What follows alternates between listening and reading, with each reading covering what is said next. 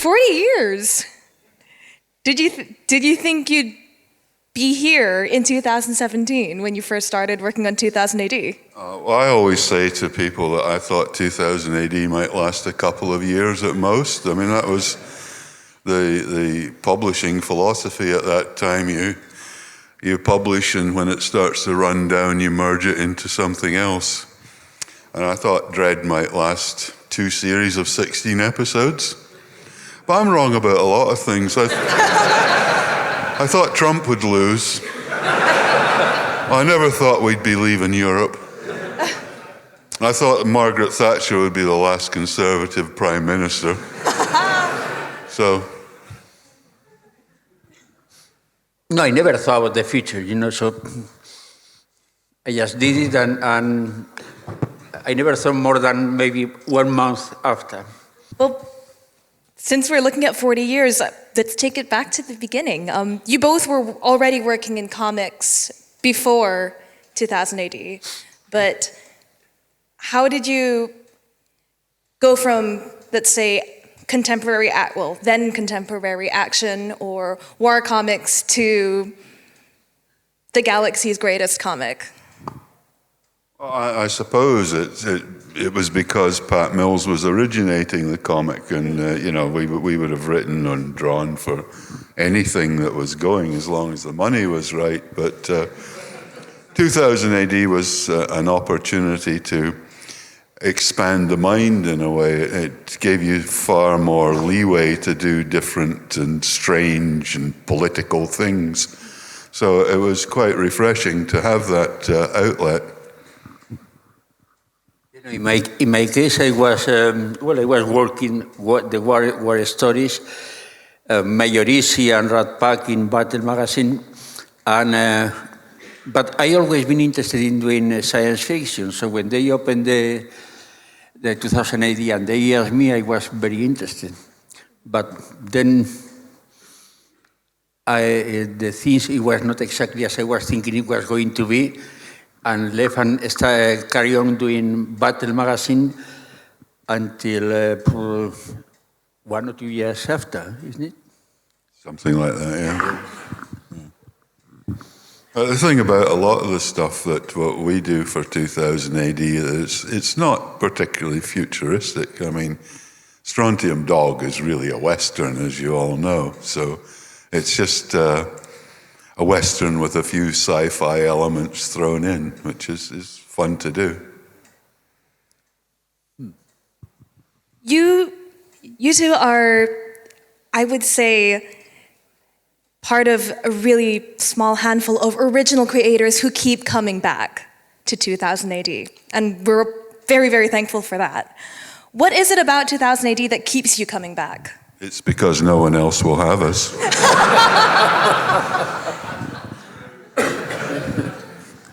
They give you so much leeway to do what you want. In 2000 AD, you seldom come down on you and say, oh, you can't do that, kids are reading this, or you can't be so political. And so it's always been a pleasure to work for because it just lets you do what you want. Yes, in my case also is the freedom I always have working with 2000 AD. I never was interested in working in any other place because I was, they pay normal, but especially because the freedom I have to do whatever I wanted.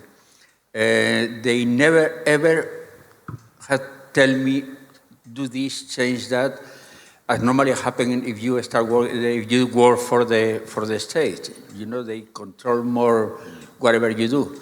So I never been interested in changing from 2000 AD to any other place. They never asked me to do synopses either, which I really like. If I've done a synopsis of a story, I know enough about it to be bored with it. So I'd rather discover that story as I go along. Just have a basic idea of where I'm going with it and some of the incident. But to actually, as American comics often insist, to actually write down a whole frame construction of it, I just lose interest. It's like converting anything I've ever written for another medium. I'm too bored with it by then to do a good job. So I always prefer, like a movie, I'd rather have someone else write the movie because I think they bring new ideas, a fresh approach, and I would just get, bored by halfway through, unless the money was really good.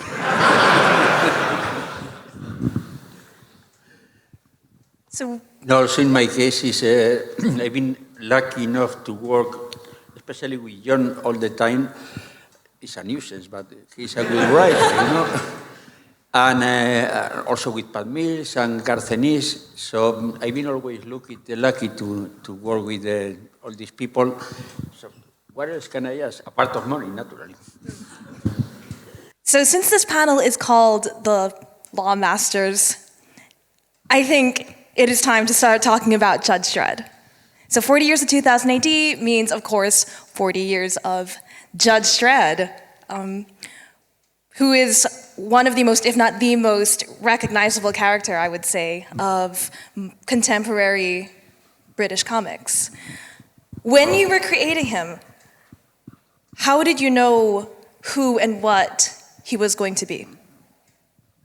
Well, in a way, you learn that as you go along. You have a basic idea of the kind of character you want, but as you write each story, you develop that character, and gradually it can turn into a totally different character to the one you first envisaged.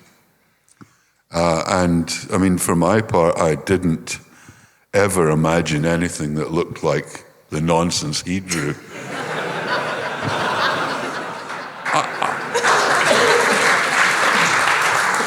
I was absolutely horrified when I saw it. And once again, an example of how wrong I can be. I thought, that is never going to work. And here we are 40 years later. He always knows best. Yeah, well, to me, the way I bring that is, I start just enjoying myself, so I start just doing things. And normally, when I do a character, it has to come on the first half an hour. If it doesn't come in the first half an hour, it's not worthy. I can't do anything at all. And then come in 15 minutes, something like this. So it was just enjoy, just putting things, one eagle, and so on. So, and even if I didn't like it, but who cares about the series writer, Carlos, going off of that, since you actually lived in Franco's Spain, so Judge Dredd living in a fascist society, you would have a first-hand understanding of how that works. Besides the eagle motif, how did you how did those experiences influence your approach to the character? Well, I was living in Franco, Spain, but also I was living in Mrs. Thatcher, England,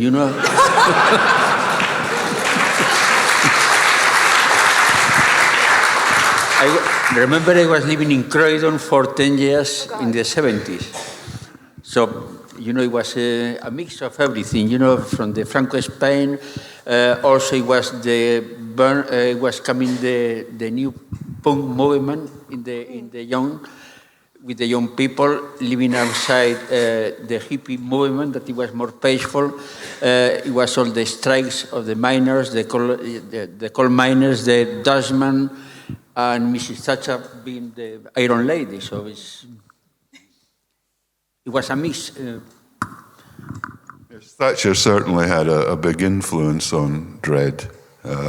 But we never pay any royalties to her. No. Just a slice of our souls. So Judge Dredd has always, ideally, Judge Dredd has always operated as satire of what's going on in the world around his creators. But there are a lot of fans who take him, I think, at face value, and they'll follow Judge Dredd not for the satire, but because they admire what he's doing and they admire his methods. People saying, yeah, Judge Dredd, we need a Judge Dredd to sort so-and-so out. And no, you don't. Let's not. As creators, how do you deal with that, seeing what you've created taken that way? It's because Judge Dredd is not a fascist guy. He's living in a fascist society, but a fascist is, for example, Batman is any of the vigilante ones, but Judge Dredd is just following the law. We can say Judge Dredd could be more like a taxman, you know. It's even worse. Yeah. With in his head is the law books. You know, if you want to do something in one way or in another, change the law. But he's following the law. I can't remember Your what turn. the question was. Oh, how do you, as a creator, how do you feel about people who take the character well, at face we value? did get very worried about it when we discovered that a lot of, especially the younger readers, were seriously thinking that Dredd was a good thing. So in amongst all the stories where Dredd appeared as a hero, we would always make sure to write a few where nobody could think he was in the right. And I think it helped to set the records. I don't think any of this audience who grew up as children reading it still think that Dredd's way is the right way. Oh, yeah. Did somebody raise their hand? No.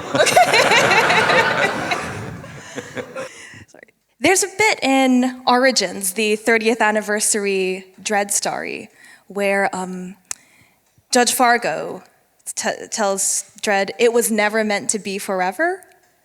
Is that how you feel now about it? Was that how you felt about Judge Dredd as a character at all?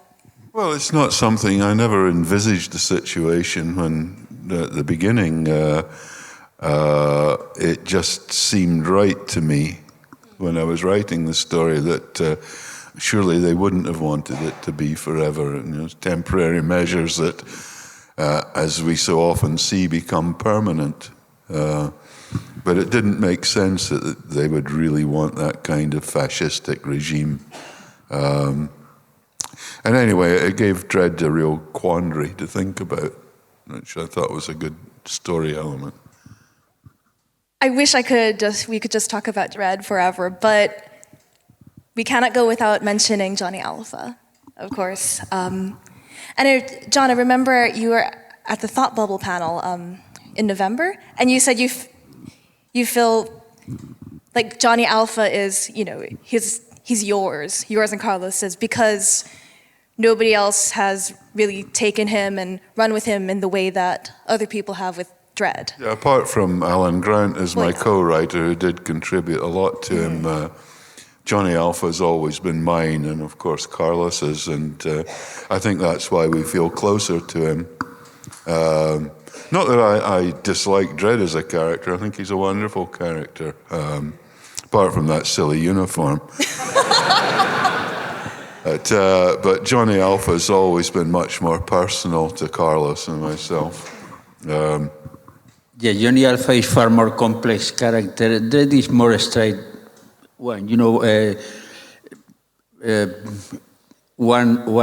one dimensional, But Johnny Alpha is more complex. He's more human. He's a conflicted character, whereas Dredd has certainty, Johnny has uncertainty, and nothing is sure, everything is movable. His life is a disaster, really, in many ways. And Dredd is rigid, and Johnny is a sort of fluid, more malleable character. He learns from mistakes. He feels like you and I do. Yeah, from the graphic point of view, it's also more difficult to do in the sense that you have to reflect in his face all the emotions he is having. As with Dredd, you don't have to reflect anything at all. Just big chin, the mouth down. But with Johnny Alpha, you have to reflect in the way he looks, the way he moves. Sometimes you have to reflect his feeling, and that is more difficult, but at the same time is more rewarding.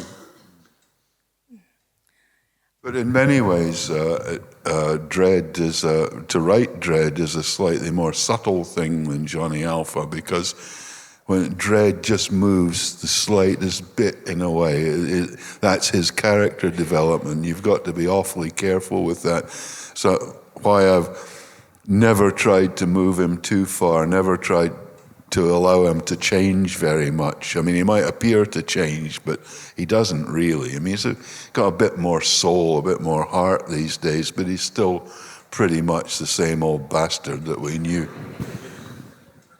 Johnny Alpha, he's a person like you and me. He's not a machine. There's a very specific question that I wanted to address about Johnny Alpha, which is that shower three-way scene with Ronald Reagan. Yeah. Could you guys talk a bit about that? Well, the next shower scene, of course, will be with the chimp that's now the president. It was fun. We were just having fun with Ronnie Reagan. We didn't dislike him too much. He was a bit of a sort of pre-senility case. And we just, he wasn't that dislikable a guy, and we just wanted to have a wee bit of fun with him, and also see Durham Red a bit unclothed. No, also, I think Ronald Reagan was treated with care.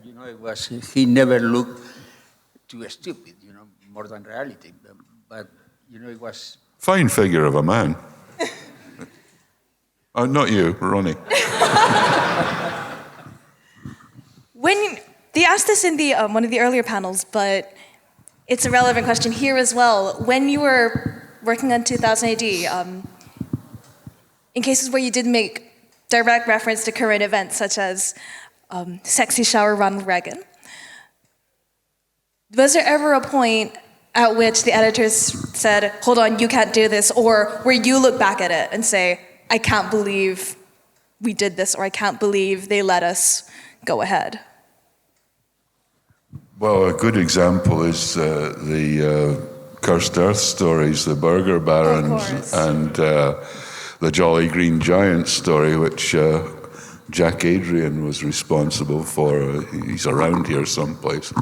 They were. I was really surprised that we got away with that, and it could have been the death of 2000 AD, just like the football hooliganism had been the death of action. If Jolly Green Giant or McDonald's or Burger King had decided to take legal action against it, they'd have killed it like that. So we were very lucky. It was, in hindsight, a pretty stupid thing to do, but that's always been part of the ethos of 2000 AD. You just get out there and do it, and you don't worry too much about the consequences. And that's what your superiors are for. Now, there was one chap, Barry Tomlinson, when he was the group editor in charge of 2000 AD, that it's unrelated to the question, but he insisted that from RoboHunter, we take out sound effects pop. That we couldn't use pop. I think it was some euphemism for fart in Barry's household, but he came down and said, no, all those pops have got to go. Did you not suggest finding a new word in their household? I wasn't there, or I'd have laughed him out of the office. And we said, pop off. Since you've been working together for so long, John, when you're scripting something for Carlos, do you envision how he's going to draw it specifically while you're doing it? You always do that if you know the artist and like him. But the main thing about Carlos is to say very little in my descriptions, because if it goes over a sentence, he gets bored trying to decipher the English. So you keep things really simple. and keep them short. And because he says to me, if I do like a 2-paragraph picture description, I can't. Why are you doing this to me? No, well, what happened is I need the script very short. In that way I read all straight, and then I make like a film in my head. So I only have to edit the film, and I can tell the story perfectly. And John, he doesn't like to work very much. The less words he uses, the better. So that is totally agree with that. I'm part lazy. So that is the reason maybe our relation has lasted such a long time. Because normally I hate if they give me a script with a lot of words or a lot of things, my mind starts wandering. I cannot concentrate in the story, and so it's... Actually, that brings up a good point. Some of you might have heard if you've seen I think it's in the Future Shock documentary, but there's a story about one of the artists on Invasion, I think. He was supposed to draw Outriders, and what he turned in was a bunch of guys on horses because he didn't realize that they meant motorcycles. Any stories like that from the early days, between you two or just in general? There was one in a Mach 1, I just heard about it. They'd asked the Argentinian artist to draw a man waving his artificial arm in the air. And what the guy drew was a guy with 2 normal arms waving. Carlos, did you ever get a script from John or from someone else and ever think, what the hell is this guy talking about? No, not from me. No, as I say, I've been lucky to work with John, with Pat Mill, with Garcenis, I always say to the editor, I don't want too many words. That is in the old times. Now it's not necessary because after 40 years in 2080, it's not necessary. Even if they give me something, I try to make to change in my way. And before we open it up for questions, because I'm sure people have a lot, one last thing. Since the world is very, very bizarre right now, sort of I don't want to say outstripping 2000 AD, but some of the things that are going on in America and Britain are so kind of unbelievable that if I saw that in a 2000 AD comic, I would think, oh, I know you're making fun of, I know you're making fun of current events, but that's too heavy-handed. Such as Trump's staff not being able to find the light switches in the White House. This is true. This is a real thing. So in that kind of a context,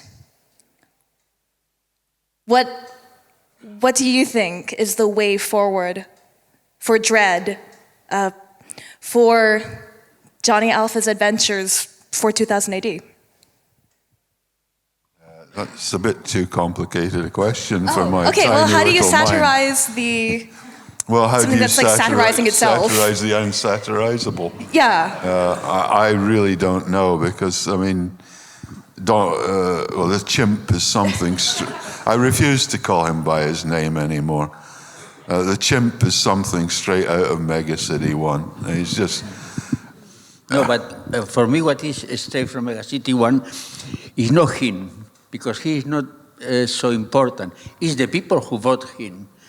And the people that is still in favor of him, that is what amazed me in many places. It's not the dictatorship or the guy who is in charge of the government. It's because the people has voted him and still been agreeing with him, which I cannot understand. That is what it amazed me. You could understand a few million, but to actually win the election, it's just mind-blowing. But also, that is something that is happening all over the world, I suppose. In Spain, it's a very conservative government, and it's in the second time. It's even full of corruption, but the people carry on voting then. The more corruption it is, the more votes they got. And that is something, for me, I cannot understand very well. It's partly to do with automation, that people's jobs are gradually being replaced by machines. And there's a lot of unhappiness and dissatisfaction, and that's, I suppose, the way it's coming out at the moment. But you didn't bring us here to talk politics. It's kind of hard not to with 2000 AD. True. Yeah. Well, I'm sure there's probably a lot of you who have questions for John and Carlos, so go ahead. Oh, there's so many people. In the back, yeah, second row. Yeah. Thanks. I think that this is a question for John, but as the creator of Judge Dredd and Johnny Alpha, do you see any characteristics of yourself in them? But maybe I'll ask this of Carlos. Do you see any characteristics of John in those characters?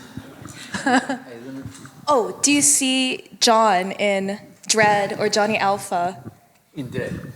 Yeah, definitely Dredd. But what specifically? Do you draw them? Are you asking if you draw What them? specific? No, but what specific characteristic of John do you see in Dredd? Niceness. No, he's, I cannot explain, but, it's a lot of things that are similar with him. It's, with Dredd, his size, well, maybe a little bit round, but anyway. No, but there is many characteristics of him in Dredd. I suppose that it can be normal for any writer just to use himself as a part of a character he is doing, And in my case, no, I am handsome than Johnny Alpha and Dredd. From my perspective, I can actually hear when Dredd speaks in the rhythm of your speech. I imagine him to speak like that.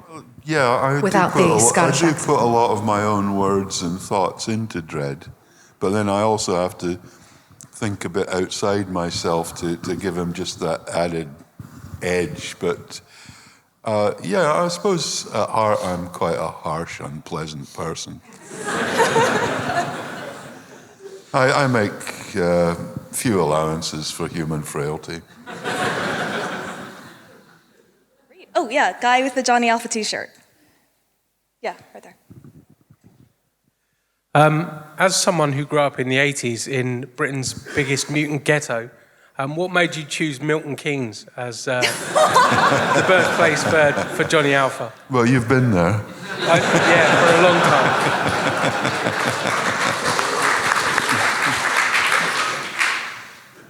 That's it. I also chose Paisley as the biggest Scottish ghetto because I grew up in Greenock and we were always trying to do the Paisleyites down. Oh, there's so many. But this guy was one of the first few to raise his hands, and then I'll go around. It might not be something we want to think about, but how old can Dredd get before he has to take the long walk? I understand someone's given him a rejuve job in the prog. I always held back from that, but I can see why they did it. How old? Quite old. Well, my answer to that is usually twofold, that today or in the future, 70 is the new 40. And the second part of that is when it comes time to decide, I'll be dead, so I don't care. If you to ever stop making comics, are you going to kill him? I wouldn't be allowed to, but I would love to write the Death of Dredd story just as an Elseworlds kind of thing, just to see how I would handle it. But I've asked them. They didn't bother to reply. Really? Actually, before I go back to the audience, how would you do it? you'll have to wait and read the story. We'll probably sell a limited edition for about £100 a copy. Cool. Yeah, no, we love also just to do the death of Dredd. I wouldn't really want to see him die, you know. So I used to kill characters off willy-nilly, but I learned how damaging that was. Nowadays, I think long and hard before I would kill a character off. Oh, they do still go, but you know, it's not as offhand as it used to be. Yeah, there. Hi, John. You obviously made some really big changes in Mega City 1 a few years ago with Chaos Day. Could you tell us how you came to the conclusion you wanted to take the citizens down so far in population, and whether you think it's worked from a storytelling point of view the way you wanted it to? No, I think I wanted to...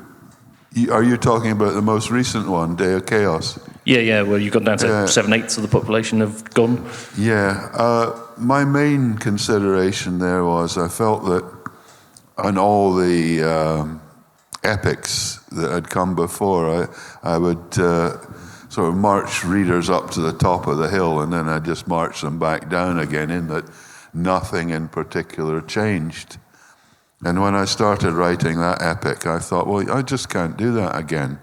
And this one has to have an effect. And whether or not I should have reduced the population by that much, well, I think perhaps I shouldn't.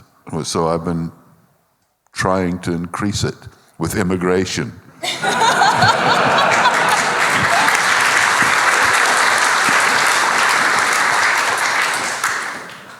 Do you think, from a storytelling point of view, other writers have run with it and been successful, or do you not follow other people writing Dredd? I don't follow them that much, but yeah, I think after the first flurry of stories that had actually been written before Day of Chaos and hurriedly adapted, they've started turning out some really excellent stuff.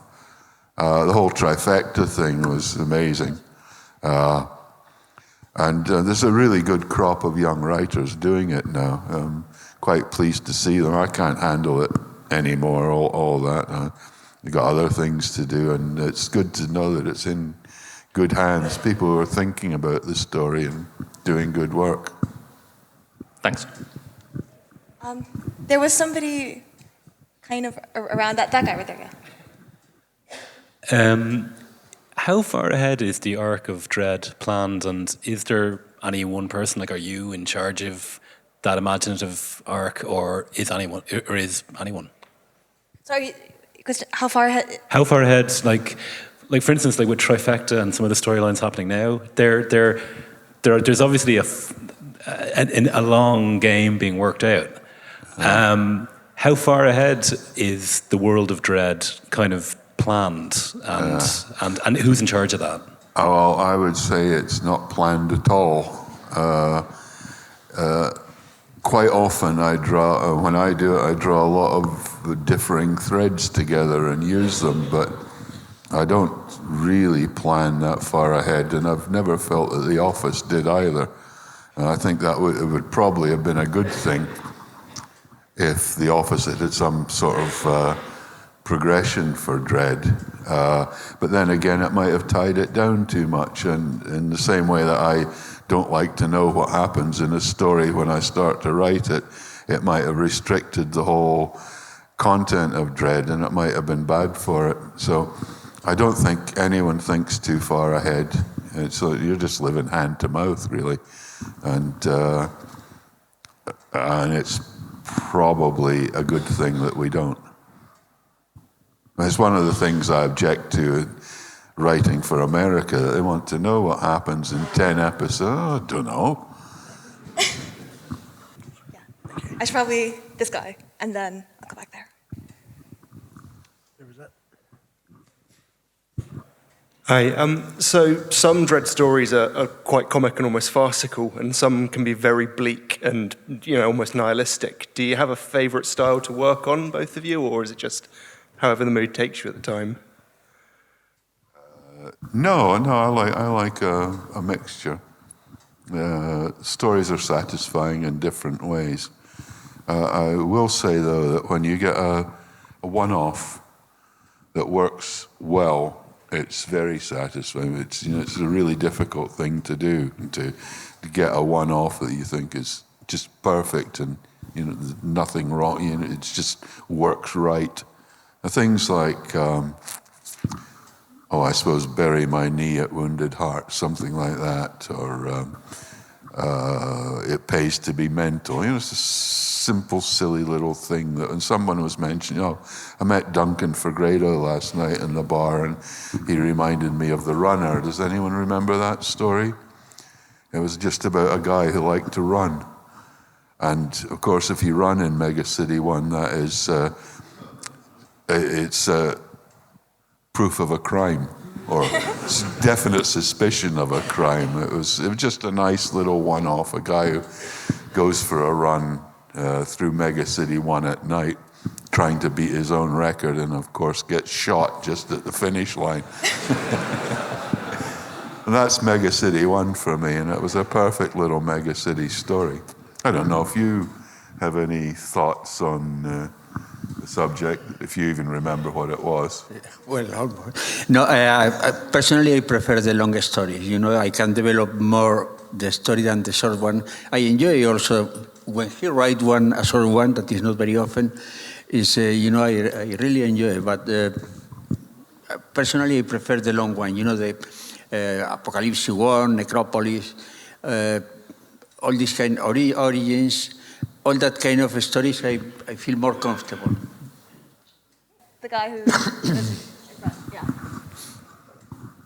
How early on did you decide that we would never see Dredd's eyes, and what were your thought processes behind that?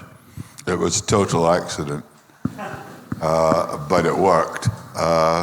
It was one of the early episodes, and I wasn't involved in it at that time, and they actually had someone drawing Dredd's face, and they looked at it and they thought, well, it's just not good enough. How do you get a face that's good enough to portray Dredd?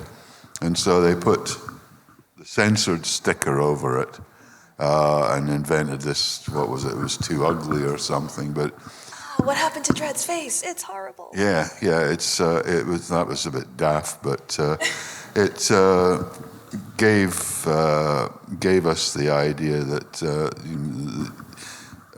somehow it expressed the facelessness of justice, and it's worked really well for Dredd, but not Stallone. Sorry, really quick before that could be next. Oh, Judge Death has a question as well. So after that guy, Judge Death. But actually, Carlos, going off of that, quick question. What is it like to draw a character who's so devoid of expression, who's so expressionless? What are the challenges? You can do the expression with the hand, with the way he's moving. You can do that expression with that. You don't need the face. True. But only. I mean, I guess Dredd is not a very expressive person, so he's never going to go. No, practically his face is always the same. One of the scenes that really hurt me quite a lot, it was in the Stallone film, when he smiled at the end of the film. It was something that I can't help. My stomach was revolting. Hi guys, I knew you'd say that. Two things. Number one, both Strontium Dog. I'm curious to know which are your own personal favourite stories, and also your thoughts this far ahead now on the death of Johnny Alpha. You're addressing that to me? Both of you. You start off there, on the death. Well, I think everybody knows my opinion about the death of Johnny Alpha. I always consider it was terrible. It was very bad. So I say I don't want to have any part at all in that. I consider it was not very good in the sense that I don't think you can kill a character if you don't own the right of that character, because then the editorial can do whatever they like it, and if it's successful, they will never accept that. That it was one, and And the other it was done without my consent, and it hurt a little bit, that. No, for that reason, I always say that I don't consider Johnny Alpha was dead. I try to avoid all the thing, but I consider that it was bad. Yeah, anyway. It was a mistake. We should never have done it. There was a reason for it, in that I decided to stop writing Robo Hunter, and they passed it on to someone else who treated it with contempt. And I didn't want to see that happening to Johnny Alpha when Alan and I wanted a long break from it. So we decided the way to prevent it was to kill him. I wouldn't ever do it now. And I had to jump through hoops to bring him back to life again, which is not something I wanted to do, really, but I wanted him. I wanted Johnny Alpha back, so it's apart from some of the Angel Gang, it's the only character I've ever resurrected, and I'm glad I did. Do you think hello? Is this? Yeah, I don't know. Shout. How about killing Wolf? Yeah, poor old Wolf. That was back in the days when, I didn't care, No, I wouldn't kill Wolf these days, but I'm not going to bring him back either. Johnny's enough. No, but Wolf is more acceptable in the sense that the story was fantastic, was very, very good story. The one that Wolf died. And happened also with killing the Gronk. That add something special into the comic. I think it was different things. So in that way, you always have in your memory Wolf in a very affectionate way. It's always greater than he was in the comic, maybe. And on a lighter note, your favourite Strontium Dog stories? Pardon? Which were your favorite Strontium Dog stories, looking back or to work on? Hard to pick one out, really. Muti's Luck, that was a short one. That was quite an enjoyable little one. It's the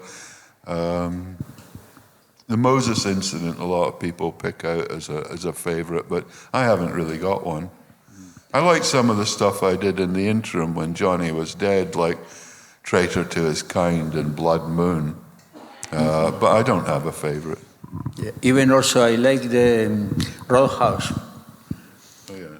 That was also, I really like it, but I think, I don't know, I like it. Most of the stories of Strontium Dog, I really like it. I enjoy it. Maybe the less ones are the political ones, when the last fight, when he's fighting the norms in England. Yeah. I think I prefer the other one, that is more fantasy, more maybe more Western kind.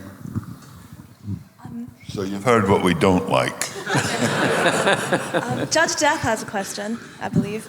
And by the way, if everybody's seen Judge Death back there, right? Yeah. Yeah, can stand up actually. Thank you. Hi. Can you hear me okay? Yeah. Judge Death, Deaf World, thanks for creating me. Some sibilance, please. Sibilance. I think this is going to have to be the last question, by the way. So, could you also give us a quick "The Crime Is Life"? Pardon me? Could you give? Are you okay with that? My Glaswegian accent doesn't really do it because there's more crimes in life that go on in Glasgow. But okay, here we go. The crime is life.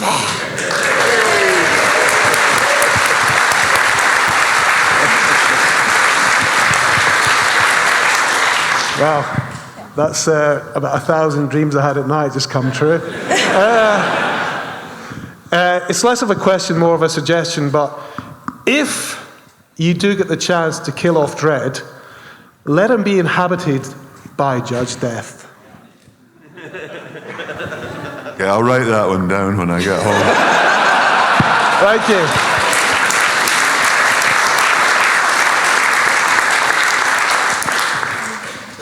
Unfortunately, I think that is our time for the panel. Thank you all for coming.